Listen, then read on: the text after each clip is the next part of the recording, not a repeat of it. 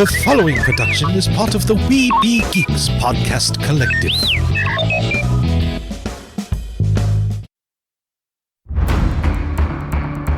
From days long ago, from uncharted regions of the universe, comes a legend. The dream that came through a million years, that lived on through all the tears. It came here, the Fandom Nexus. Fabulous secret powers were revealed to our host as he plugged in his microphone. I have a podcast! Here he is, your Spider-Pan, Jeremy.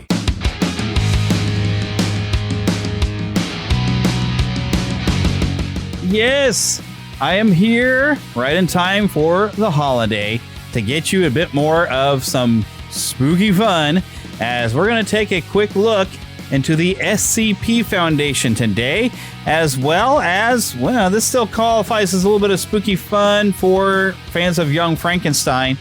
We'll pay a little bit of tribute to Terry Garr, who just passed away today, the very day that I'm recording this episode, or at least news just spread today. I guess today probably is the day she passed.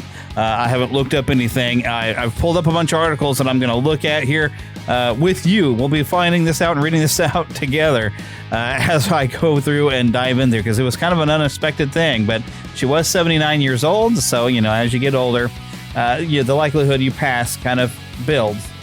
So it's not like a complete shock to the system. It's just kind of sad. We're going to miss her for her work on things like Young Frankenstein and Mr. Mom. I think those are the two things I remember her from the most. So we'll pay some tribute to her. We'll talk a little bit about the SCP Foundation. And then I think today I will also have some time. I'm having fun doing this, the public domain radio, and I want to share another episode of Suspense with you because it seems appropriate for this time of year, and I want to get this episode out just in time before you expect children to come by your house and try to get some candy. This year it's going to be different for me. My church, this is the first time that in the history of this church that we've done a trunk or treat at our church. And my wife and I have kind of been put in charge of the youth, and we're trying to build and grow it. And some people have said, well, we don't have anything for the children to do around here. And like, okay, trunk or treat.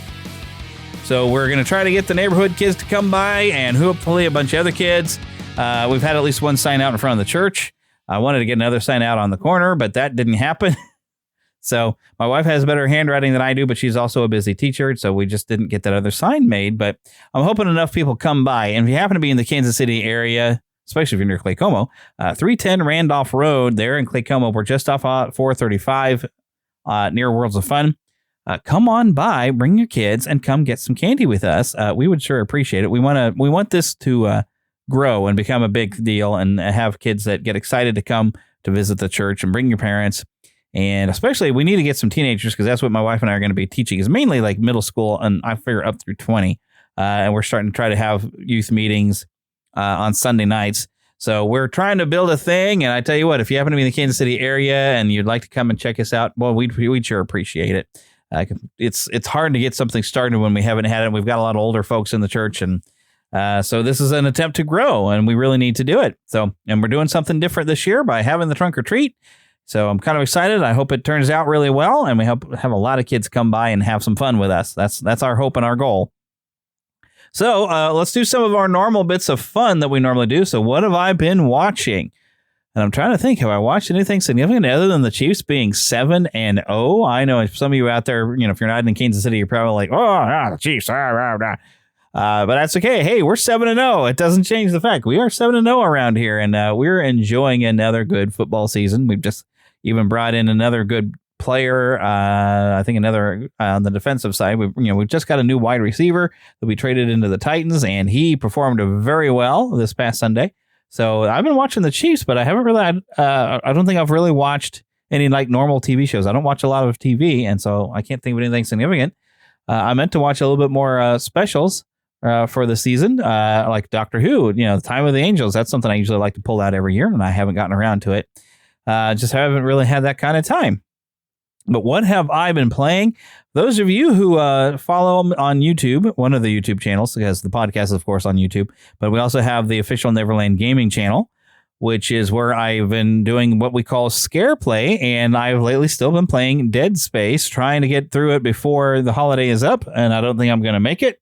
I think I'm pretty far through it. I mean, it's an older game where, about 4 to 6 hours is a pretty good average time for a game, and of course, this remake, I don't know how many hours I'm supposed to put into it, and I think I've got around over 6 hours, but I really only seem to have time to play it over the weekends. So we get to a weekday and I just don't have that kind of time.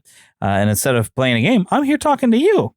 So that's definitely a valuable use of my time, is to come and talk to you. So the game doesn't get played, but I like doing this. So, I mean, it's not my bread and butter, but this is what's gotten me at a lot of places, is doing this show. And it's nice to be able to have you all out there that I can share some fun with.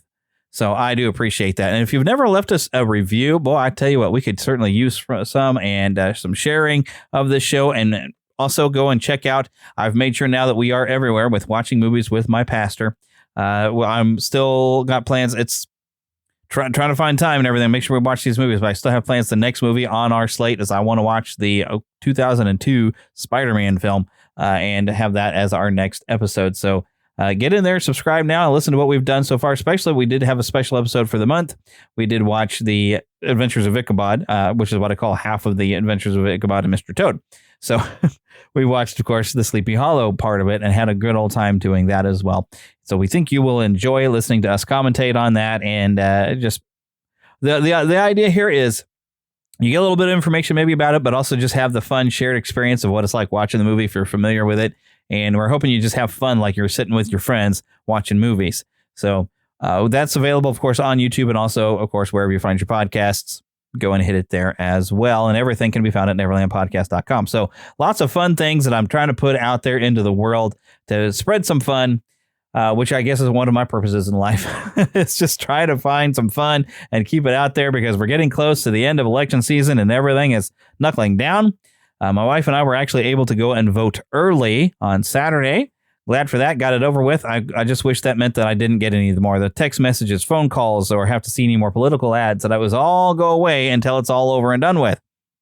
Of course, working at a television station, it means also we have some stuff ramping up to prepare for the news feature of everything's going to go on election night. And I've been trying to work on a project where ABC has sent us stuff. And so I've been trying to film things, and it's not going well right now to put together our stuff for our election thing. It was kind of a frustrating day with that, trying to get it to turn out, and it's not turning out the way that everybody would like. So I certainly am trying. But yeah, so it's been a frustrating day, but you know what? A good way sometimes to deal with the frustration is to come here and just have some fun with y'all. And so that's my goal. I don't want to complain on this show, but yeah, it's been a very, very busy time.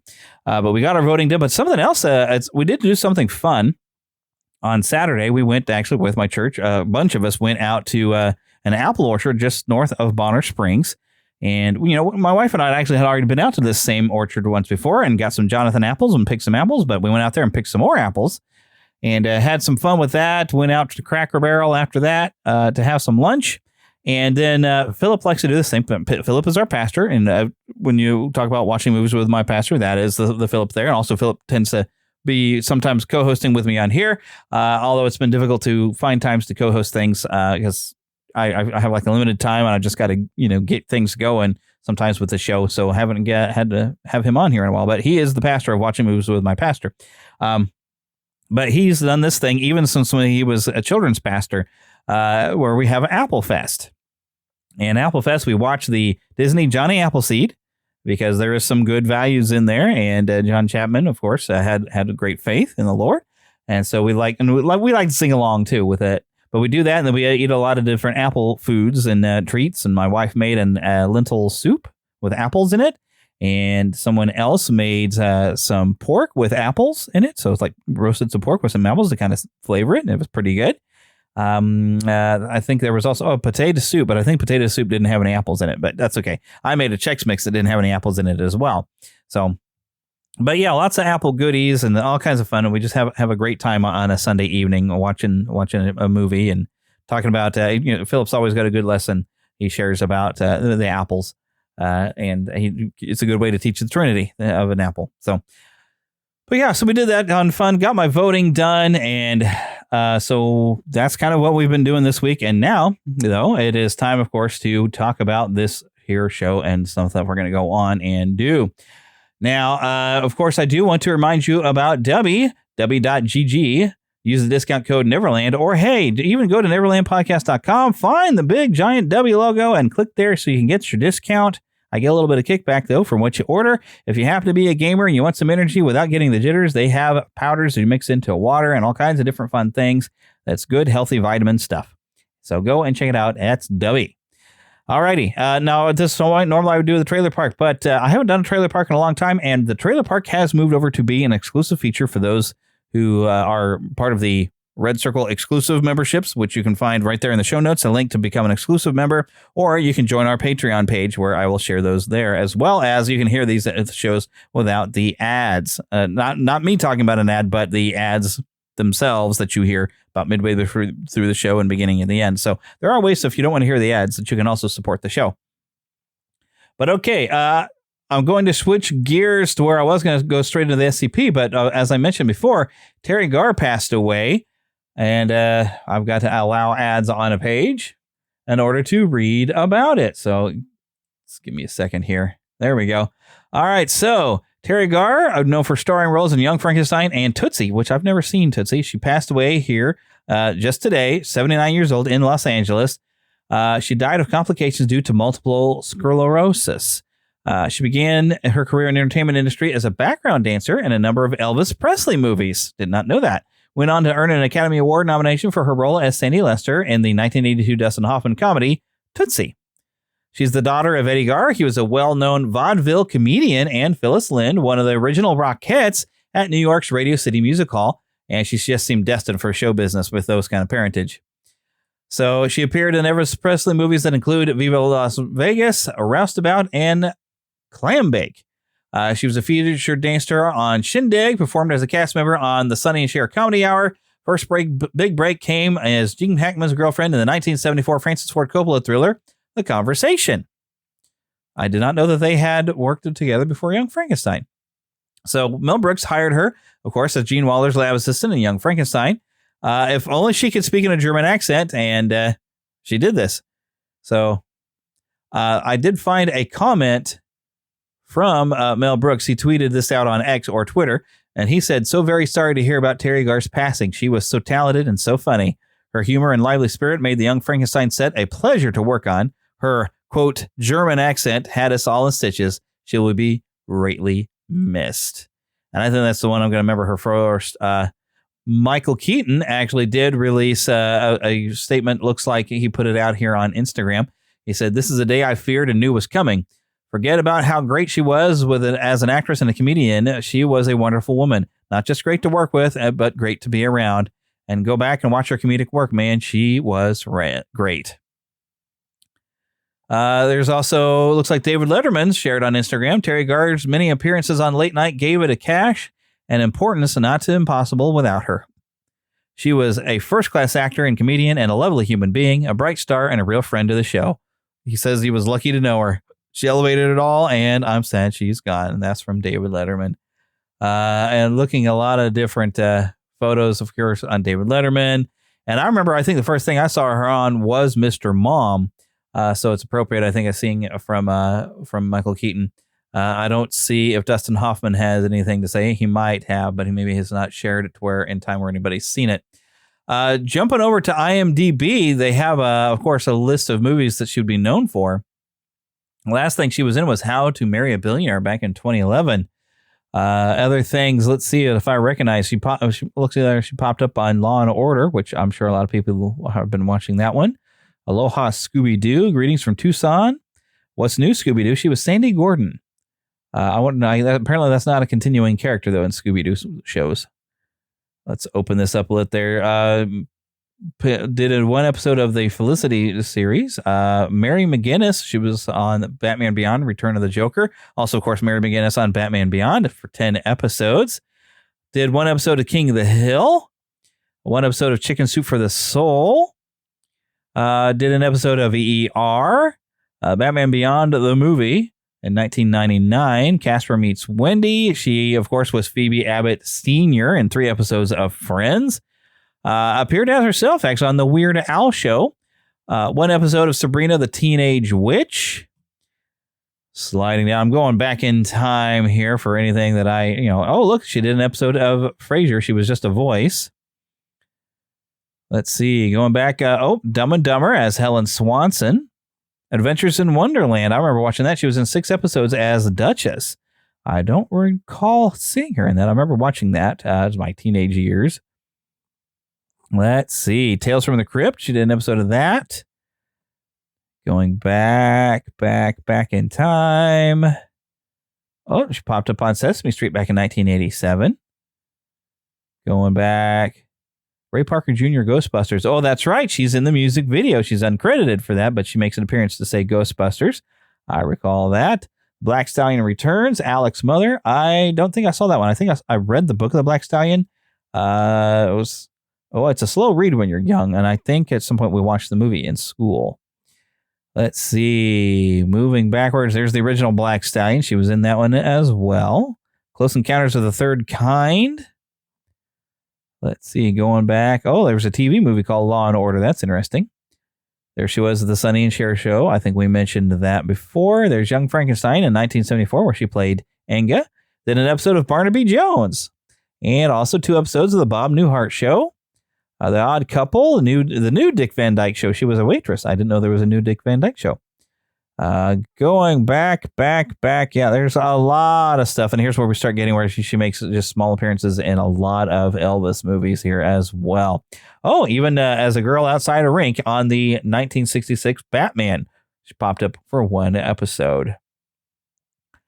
She was raised primarily, though, in North Hollywood, California. She was the 3rd child of course, we mentioned her studio customer mother. She trained actually in the ballet and other forms of dance, and of course, having the small roles, as we mentioned, in dance, doing dances and stuff in the background for Elvis and everything like that. To see if there's anything else interesting in, let's look. We talked about her career, film and television, some later work. In 2006, she published an autobiography called Speed Bumps, Flooring It Through Hollywood, which details her career and health struggles after a diagnosis of multiple sclerosis. She appeared on the Moth Radio Hour broadcast December 9th, 2009, to tell a humorous reminiscence of Wake Up Call. She last acted on television in 2011, as we mentioned. She appeared on the 19th annual Race to Erase MS event in 2012, and she officially retired acting in 2011, and apparently that was revealed in 2019. So, yeah, that's basically a lot of the things about the life of Terry Garr. There's a lot more if you wanted to go and look up at Wikipedia or IMDb. Lots of information.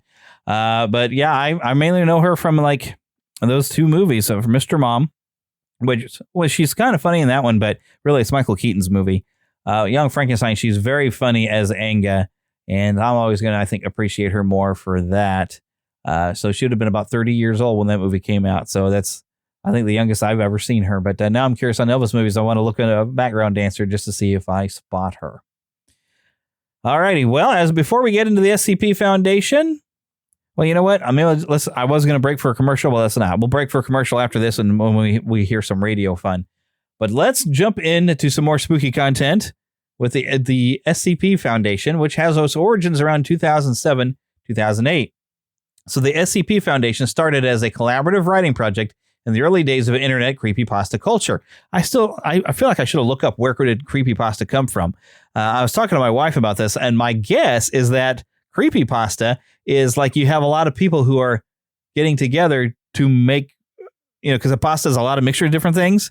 And it's like a lot of people getting together because since it's collaborative writing, you do something creepy that's like a pasta that a bunch of people are cooking or adding their own ingredients, some different ingredients into the pasta. That's at least what I've kind of taken, almost like a salad. That's where I'm thinking creepypasta came from, but I don't know that I'm accurate about that. I should probably find that out one of these days.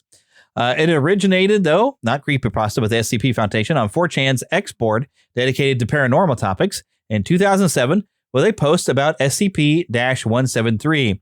The post described a hostile statue-like entity that moves only when not observed, a concept inspired by the Weeping Angels from Doctor Who and psychological horror elements.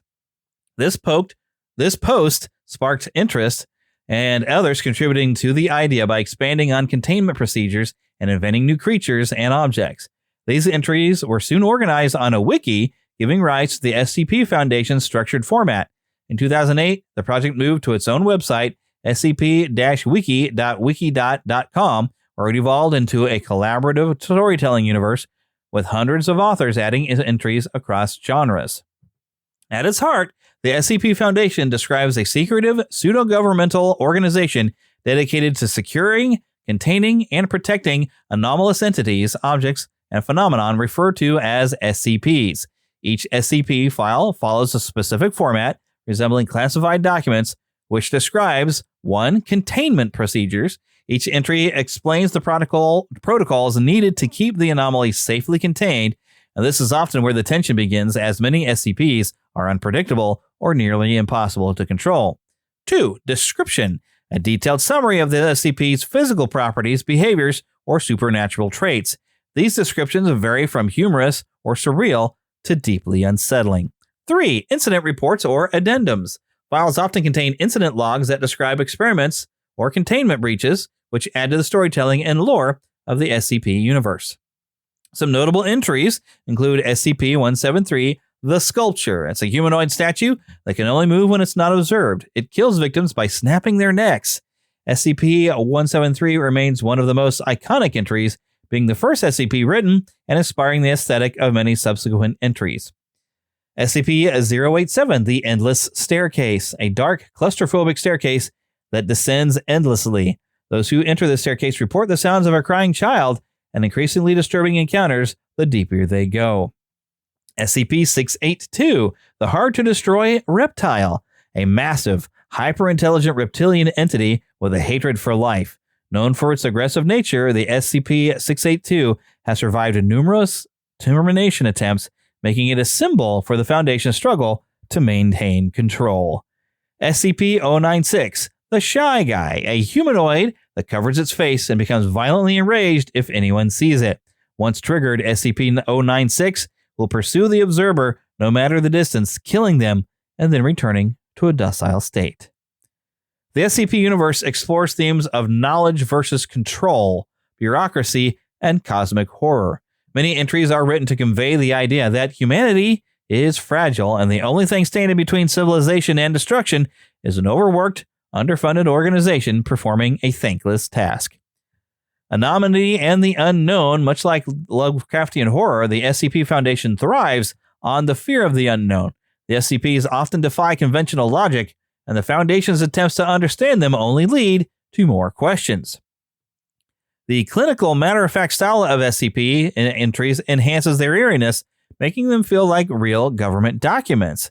And of course, there's collaborative world building. The SCP Foundation invites authors to contribute and expand the universe, fostering user-driven storytelling where each entry builds on the lore of others. Now, this has had an impact on pop culture. The SCP Foundation has inspired several games that highlight the unpredictable and terrifying nature of the anomalies. This includes SCP Containment Breach from 2012, and this is a free indie horror game where players must escape from a containment facility following a catastrophic breach. It became a cult hit for its procedural elements and encounters with SCPs like 173 and 096. That being free, I'm going to have to look. I bet it might be available on Steam. I'm going to look it up. SCP Secret Laboratory came from 2017. This is a multiplayer game in which players take on roles as SCP guards or researchers working against or with each other to survive and complete objectives. These games emphasize the SCP Foundation's appeal on predictable scenarios where players face threats beyond their control. Much like the Backrooms, SCP-inspired videos on YouTube have gained popularity. Creators produce found footage videos or documentary-style videos that mimic the format of SCP entries, giving the impression of leaked classified information. Channels like The Volgun and SCP Explained have popularized these stories, bringing them to a broader audience. The SCP Foundation is a pioneer in the collaborative online storytelling, inspiring similar projects across the internet. Its influence extends beyond fiction, with other writers and creators adopting the secure, contain, protect structure for their own original works. The SCP Foundation is a unique phenomenon in that it is copyright-free, operating under a Creative Commons license, meaning anyone can build on the SCP universe. This open approach to creativity has allowed the SCP project to thrive, becoming a lasting part of internet culture. This is liminal horror for a digital age. Like the Backrooms, SCP stories reflect modern fears, bureaucratic failures, surveillance culture, and the sense that we live in a world teetering on the edge of chaos. and it subverts the horror tropes. While many SCPs are terrifying, some entries subvert expectations by being comedic, heartwarming, or absurd, showing the range and flexibility of the SCP format. Now, the SCP Foundation stands as a monument to collaborative storytelling, demonstrating how communities on the internet can come together to create immersive, compelling fiction. Its influence spans video games, YouTube series, fan fiction, and indie horror projects, making it a cultural touchstone for the digital age. The SCP Foundation continues to grow and evolve, with new entries and contributors constantly redefining the universe. It's a testament to how imagination and fear can inspire people to build entire worlds together and then try to contain them. Now, when I first started seeing stuff about SCP, I was watching people play games, and that's where I first found of it. But it does remind me a lot of Men in Black, or if you've seen the Hellboy movies, you have the was it RPD within Hellboy? Am I getting that right? Am I remembering? It's been a while since I watched Hellboy. That's something else that's fun to pull out in October. It's actually a pretty good movie. But there are things that go bump in the night, and we are the ones that bump back. I remember that line from the film, and I enjoyed the first movie way back. The second one was still pretty good. I didn't watch any of the movies after that because I haven't heard that they were really that great. So I've left them alone. I did read some of the original Mike Mignola comics, and they were interesting. They build on a lot of old folklore. And so maybe they're hunting down some monster out of folklore, that kind of thing. It's really, really kind of neat. So really good stuff. But it also reminds me of the game Control, which is by the game developers Remedy, which is known for doing stuff like Max Payne or Alan Wake. They're really good at doing some interesting, mysterious, and sometimes scary games and stories. They're just on the cups of not being full horror. Although Alan Wake, I guess, kind of steps into horror a bit more. Alan Wake 2, I haven't gotten to play yet, but I hear it really dove into being scary. But Control is, it's if you haven't played it, I got a platinum on that thing. It's really wild because it is like a government agency, and there's objects of power and all these different things, and they're trying to contain all these different items that somehow or another have this weird ability that they can be extremely dangerous. And you are playing a character that goes in there looking for answers to something, for something that happened to her when she was a little girl, and she's looking for her brother. And it's a really great mystery story. And you also have, she wanders in there just as some horrible things have happened in there and released these entities that are whispering around them, and it's possessing people. And I don't want to give too much detail on it because I think you should go and check it out. Is if you like some good sci-fi and mysteries and, you know, slightly scary stuff with actually some pretty good action gameplay, and you even have the option to turn off your ability to die, which is how I got a platinum. I did that just because, like, I don't mind at my age just going through and playing and enjoying the story and the adventure that a game presents to me. And sometimes I want to go for the challenge, and sometimes I don't. And I was like, you know what? Let's just go and experience the story of this. And I did, and I had a great time, and I definitely recommend it. But it definitely, reading about the SCP reminds me of some of the concepts in Control. And I don't know how long Remedy was developing Control. I don't know if they were inspired by anything that you find out about the SCP Foundation. But it is very reminiscent of just having these entities, except for nothing's really necessarily a monster itself. Mainly it's a lot of objects. But these objects are dangerous. Like, for one, there is this refrigerator that someone has to stare at all the time. And you cannot look away. It has to be observed. And if you don't look at it, and you don't see what happens, but you have somebody that everything has gone bad, so this guy has not been relieved of duty from staring at this refrigerator. And he's kind of terrified, and you try to come around to help him with this cursed object. And as you leave the area where he's behind glass, you come around the side trying to get to the door to get in there to him. Something happens to the guy, and you never really see what, but somehow or another with that refrigerator, something killed him brutally. So it's that kind of thing where these objects are just scary. But I don't recall their specific monsters, although there is a connection to, like, the Alan Wake, like they're creating a shared universe.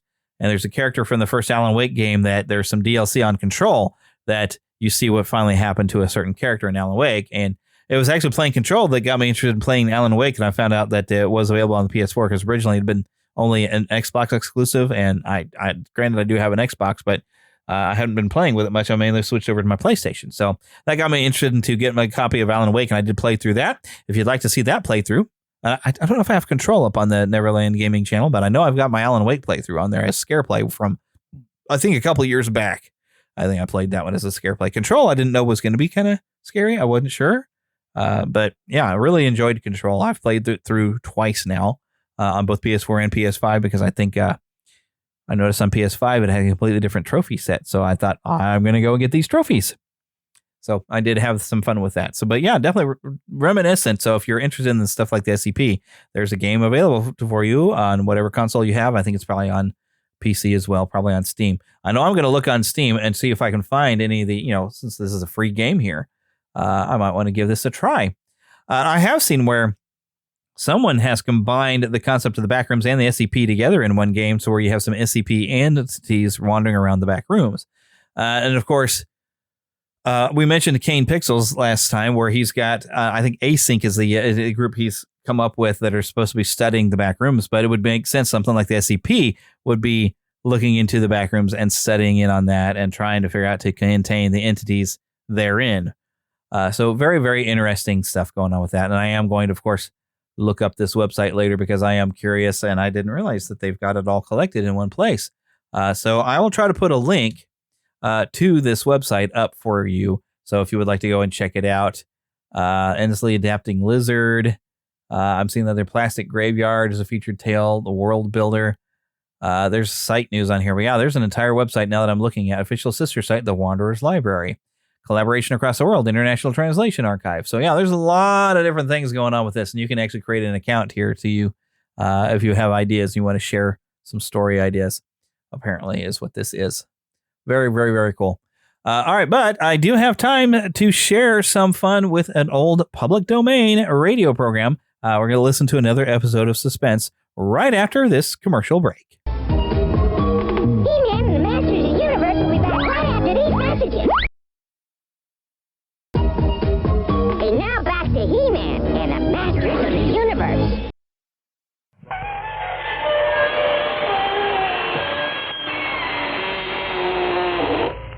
Good evening, friends. This is your host to welcome you through the creaking door into the inner sanctum. Come in.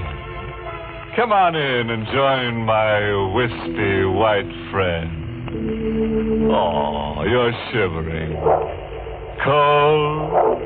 Well, don't let it throw you. Just remember that many are cold, but few are frozen.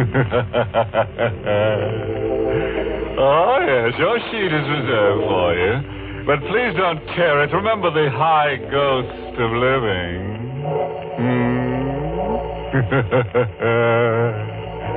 Now, if you've got some time to kill, let's kill it.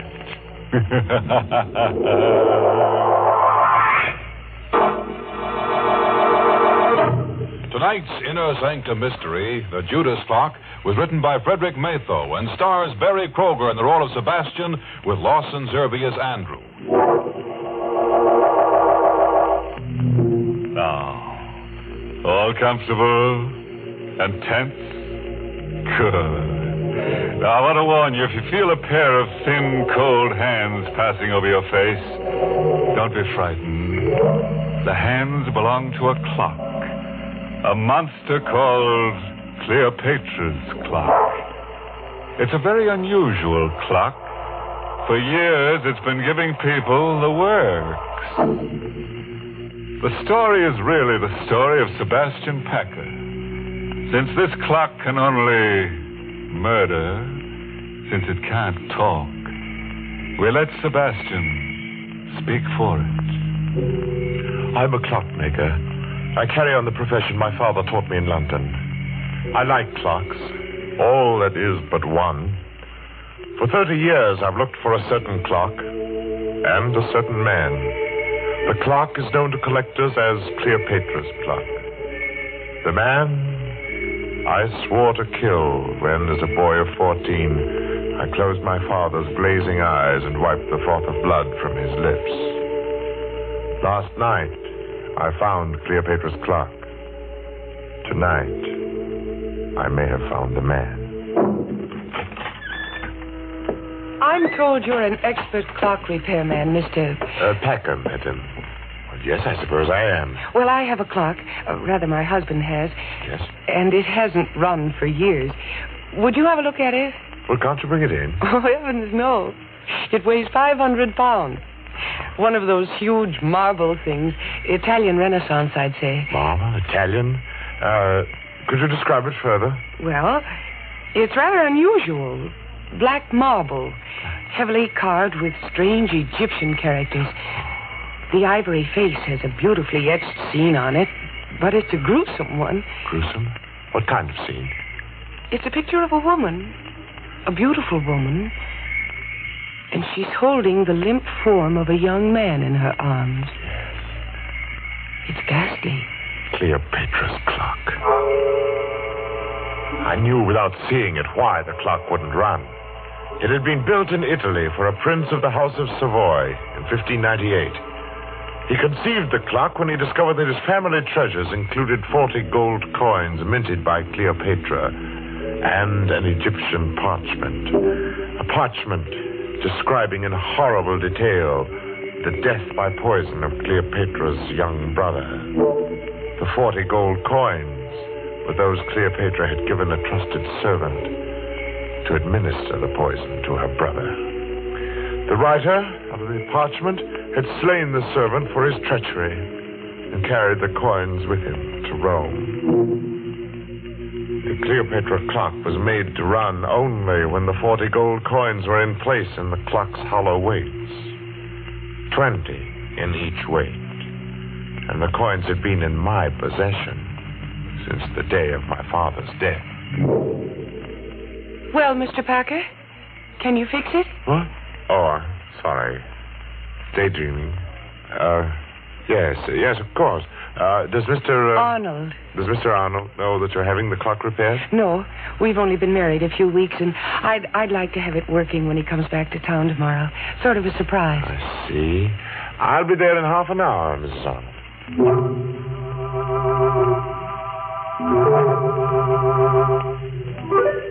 So last night I went to the Arnold house, and I found Cleopatra's clock again. It's 6 feet of black marble, glistening. Its pendulum, motionless. Its hollow weights, empty. And waiting. I started to work. Foghorns from the East River sounded much as I remembered they did in London. And suddenly I was back there on a fateful day about a fortnight after the clock had first been uncrated by my father. I was in the shop when the man from Scotland Yard stepped in. He walked straight to the clock and stared at it. Good afternoon, sir. Does the clock interest you? Very much. When did you acquire it? A cousin bought it at auction in Italy, and I'm displaying it for sale on consignment. My name's Pettibone, Scotland Yard. I've been looking for this clock for a month. It was stolen in Italy.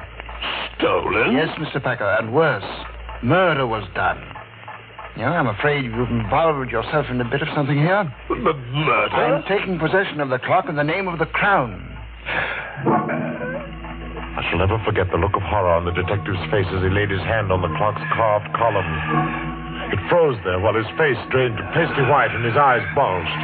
He opened and closed his mouth soundlessly and crumpled to the floor, his hands to his throat. He was still and twisted and very dead. Mr. Pettibone had died of a heart attack the moment he took possession of the clock. My father wanted time to think, so I helped him drag Pettibone into the stockroom. I went to my quarters. I dozed fitfully to awake hours later at the sound of angry voices. Well, Cousin Andrew, you've done me a fine turn, haven't you? I've told you I didn't mean to kill the old girl. It was an accident. And don't talk so loud. The boy will hear us. You killed her as soon as you learned that she'd made out a will in your favor. And then when you thought it was safe, you sold all her furnishings and sent the clock to me to sell. All right, I did. And you're in it to the ears. I'll go to the police. And how will you explain poor stiff Mr. Pettibone lying in your stockroom all this while? Well, Besides, there's nothing to fear. Now that Pettibone is gone. He was the only one who suspected me. Now, You're the only one who knows. I'll crate this cursed black monster tomorrow, and you leave with it. And will you also crate Mr. Pettibone? Oh. Look, I have a plan. Here, sit down in this chair right here, and I'll show you how we can solve the whole thing. My young heart beat with a wild dread as I listened. I could only see Cousin Andrew's back, but I could see Father seated dejectedly in the chair near the black marble clock, his head in his hands. It was midnight. All the clocks in the shop began striking the hour, and louder than all the rest was the chime of the evil clock. If only then I'd known, I might have done something. 8, 9, 10, 11, 12. And before my horrified eyes, the heavy marble piece leaned slowly from the wall and crashed across my father's back. Cousin Andrew stood facing my father as the clock pinned his frail form in the crushed chair. It choked him. He made little, pitiful sounds, his eyes begging for life. But my cousin Andrew just stood his back to me and watched. Wandering sinners, you die hard. Then Cousin Andrew ran from the shop, crying for help, and claim an accident. I raced into the shop. My father was dead. I choked back my tears. I closed his poor, staring eyes. Then, for some reason, I thought of the coins in the clock's weights. I took them and I ran from the shop, the blood-stained gold pieces jangling merrily in my pocket.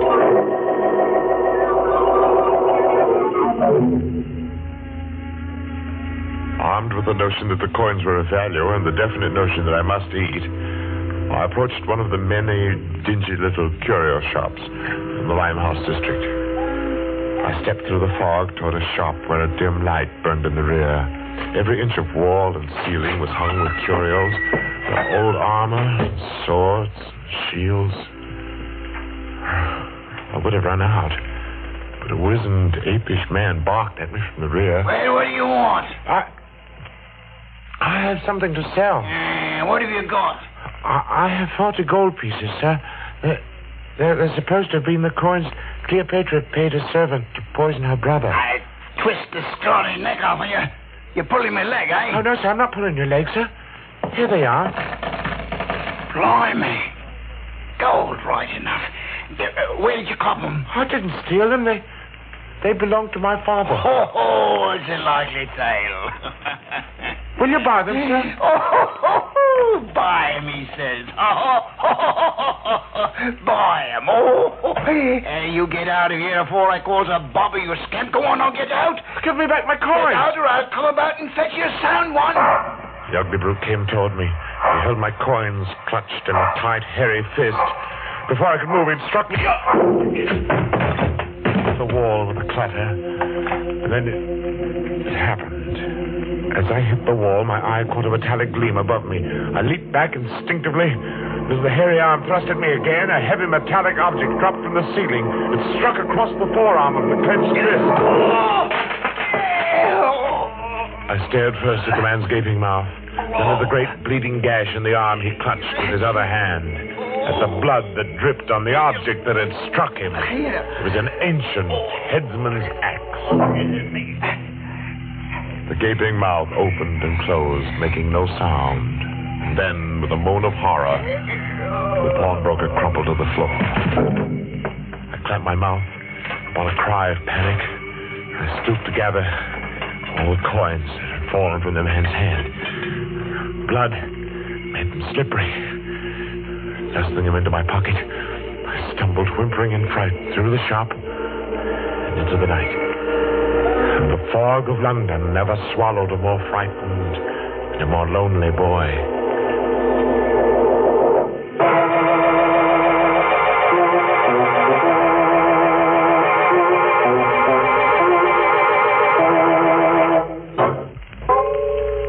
I hadn't touched those horrible coins since the day the storekeeper's wrist had been cut by the falling headsman's axe. By now, I half believed the legend that evil followed them. I began to feel that the only way I could escape their curse was to find the Cleopatra clock and put the coins back in the hollow weights where they belonged. One day, as I read the notices in the Times, my heart skipped a beat. Auction of clocks at Chopin Place auction rooms, Saturday at 7. Rare items, one of them, fine Italian Renaissance piece of black marble. Rare treat for collectors. Come early. I went early. I was the auction room's first visitor. At the rear of the shop, a balding, dim-lit-eyed man looked up, appraised me as poor in prospect, and turned back to his paper. I felt the 40 gold coins in my pocket as I sauntered casually towards the black, gleaming clock. Other clocks about were ticking. Only the pendulum of the Egyptian clock remained motionless. As I cautiously opened the glass door of the clock to reach for the hollow weights, I seemed to hear my father's words again. It's an evil clock, son. Evil as Satan himself. I reached for one of the weights, my intention being to unscrew the cap of the weight quickly and to replace the coin. But I saw something I'd never noticed before. Directly beneath the right-hand weight was a small, round, flat bit of metal set into the floor of the pendulum box. It startled me. I looked over my shoulder towards the man in the rear. He was watching me. I had the unhooked weight in my hand within the clock. I'd have to work fast now to replace the coins. My fingers were sweaty with excitement. The weight slipped. It fell directly on the metal piece beneath it. I say, what are you doing there? Leave at me! I paid no attention to the man now coming toward me, because something was happening within the clock. A whirring sound of wheels turning perhaps. And then in open-mouthed wonder, I watched the supporting panel in the front of the clock suddenly start to rise on hinges. The clock was off balance. The clock moved forward ponderously, and I stood there transfixed in the path of a black marble monster. It's falling! Look out, you idiot! I jumped to one side. Idiot! Bender! Waited for no more. I ran for the street. The coins jangled merrily in my pocket as before. I was where I had started, only as I ran, I knew. My father had been murdered, and I knew how. And I knew who had done it.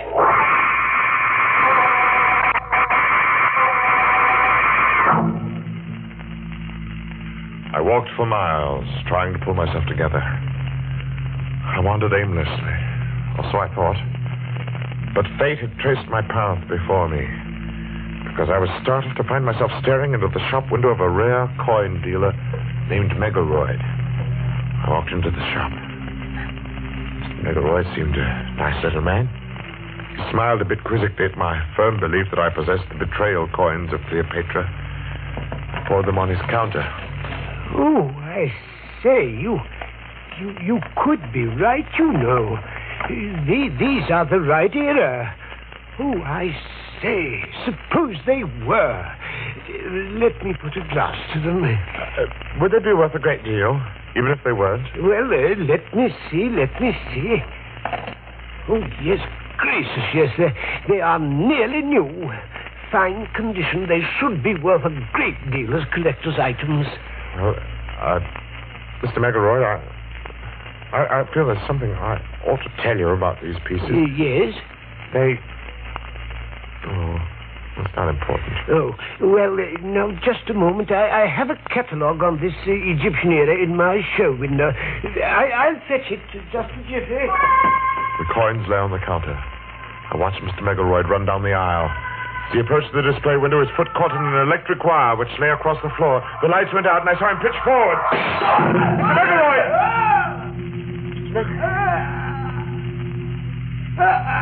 The street light peered through the broken plate glass. It made across a grotesquely sprawled form in the shop window. I needed no more light than there was to see what had happened. The upper half of the heavy plate glass had broken and dropped flat against the solid lower half. Mr. Megaroid lay as the pawn shopkeeper had, holding with one hand the bleeding forearm he had pushed through his plate glass window as he tripped. The gold coins were on the floor, covered with blood once again.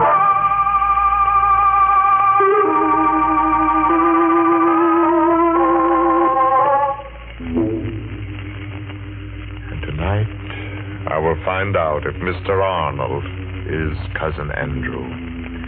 If he is, I shall feel no remorse in killing him. While working to repair the clock last night, I discovered that my father's accidental death had been a well-conceived, diabolical murder.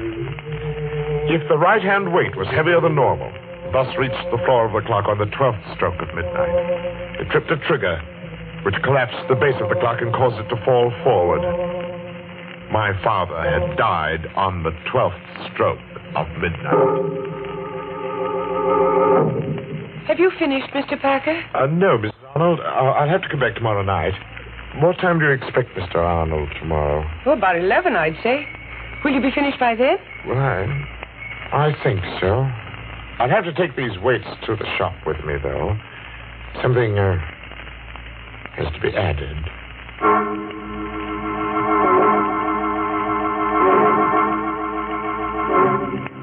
I put the coins in their place within the weights. Not 20 in each weight, but 20 in one and 10 in the other. The other 10 coins are in my pocket. In another pocket, I have a small 38, although I don't plan to use it. I have a 30-year-old date to keep.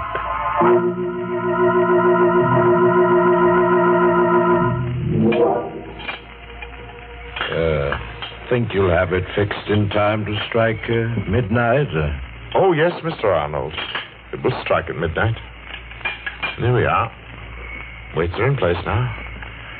And let's see, it's exactly 5 minutes before midnight. We set the hands, and then just a little show on the pendulum. So, and Cleopatra's clock ticks again. It wakes from a 30-year sleep, eh? Cousin Sebastian? Cousin? Well, that's what I wanted to tell you. My wife told me your father owned this clock in London. Yes.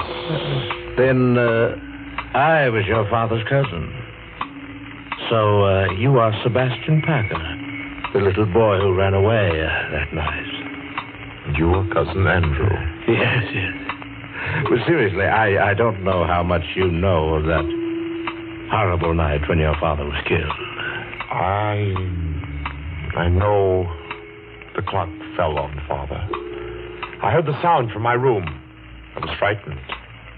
I came down the stairs later, in time to see them carry Father away. He was all covered up. So that was why I didn't find you in your room afterward. It happened so fast. Yes.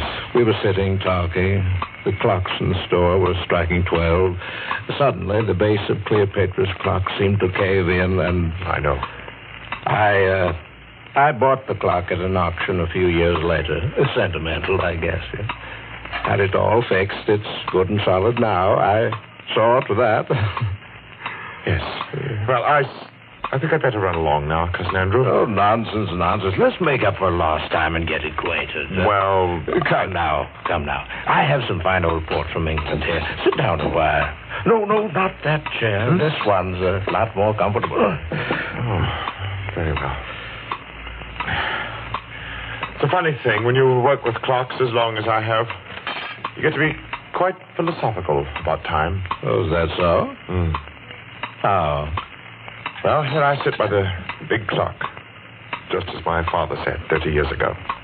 Do you know how many seconds ago that was, Cousin Andrew? No, do you? Well, there are 350,360,000 seconds in 10 years. That would be 946,080,000 seconds in 30 years.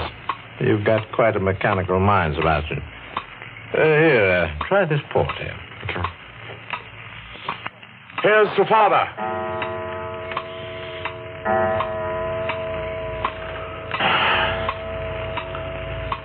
What's the matter, Cousin Andrew? Are you ill? No. Your face is drawn and gray. Shut up.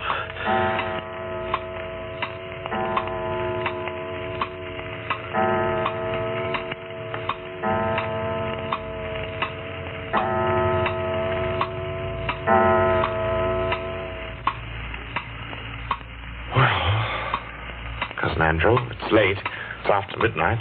Better go. I say, you do look awfully ill. Not that I don't care. Thundering sinners. Where are you going? Don't go. I must go, Cousin Andrew. I told the patrolman near my shop that I would like him to meet me at 20 after midnight. The patrolman? Yes. But here, sit down and relax. Take my chair. It's more comfortable. You're shaking like a leaf. Now, you just sit quietly. I'll see myself out. Thundering sinner. Good night, Cousin Andrew.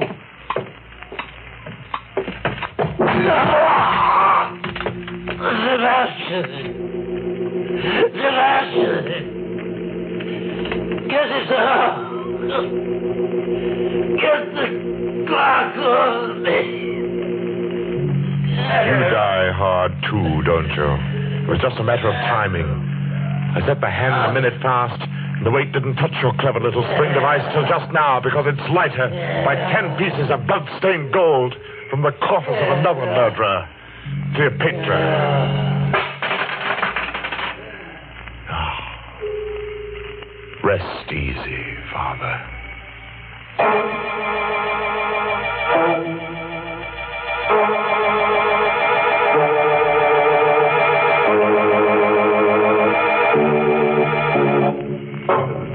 And a fine time was had by all. Gonna leave you now, folks, with a timely moral. You can figure out how long you've lived, sure. That's your pastime. But figuring out how long you're going to live, that's just any old time. Oh, yes, by the way, this story should teach you another lesson. Never complain when you have to work late. Remember that overtime is certainly better than undertime.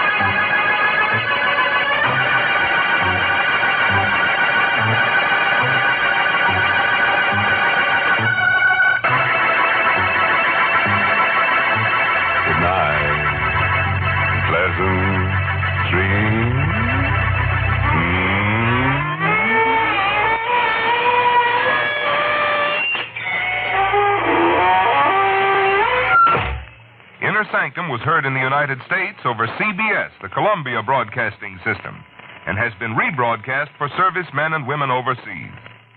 This is the United States Armed Forces Radio Service, the voice of information and education.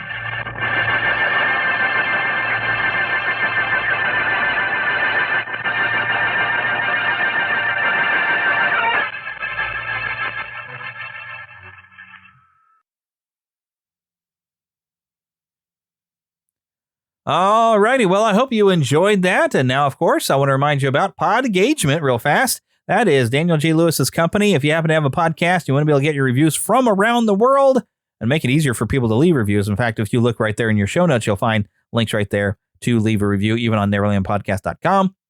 Like the show in there. You can like and you can subscribe right through a Podgagement. It is a very nice service. He makes it very, very convenient to put everything very well contained and help you get your show out everywhere and make sure you get your reviews that are out everywhere sent to you on email. So yeah, you can leave reviews for this show and also for, I've got Podgagement I'm also using with the Watching Movies with My Pastor. Very nice service, very, very easy fee that you can pay just once a year. It's a great service for the price. It really is. So, of course, remind you, of course, to go to neverlandpodcast.com to find all those links, of course, and also for Debbie. We want to thank Karen Kennedy, Ricky Pope of Christian Nerds Unite, and Darren Wilhite of the Wilhite and Wall Show for helping me out with the intro. Don't forget, you can email us, podcast@neverlandpodcast.com. We are on Twitter or X as the Neverland PCast. Also on Facebook as the Fandom Nexus. I think you can look up Neverland Podcast and find us there as well. We also do have a group. I'm able to interact more with the group. And also, we got a lot of fun stuff from Jonathan of Biz Radio. He shares a lot into the group as well. He's I don't know how he finds all these different movies that he watches off of even Disney Channel and just obscure things. He was sharing all kinds of different stuff I'd never even heard of. It's just kind of fun to look at and say, what in the world was this? Because he's got a library of different things that I don't know where it comes from. Also, of course, you can join the Neverlanders. You can become an official Lost Boy or Pixie. Become a Pixie because girls are too clever. They don't get lost. And don't forget that you can donate at patreon.com/Neverland Podcast or join our exclusive membership on Red Circle. All this is in the show notes. Go and check it out and click in there, and I do appreciate it. And you will get bonus content in there. But that wraps up the show for this week. I'll see you in November. And until I see you in November, get lost in an adventure. And we'll see you next time.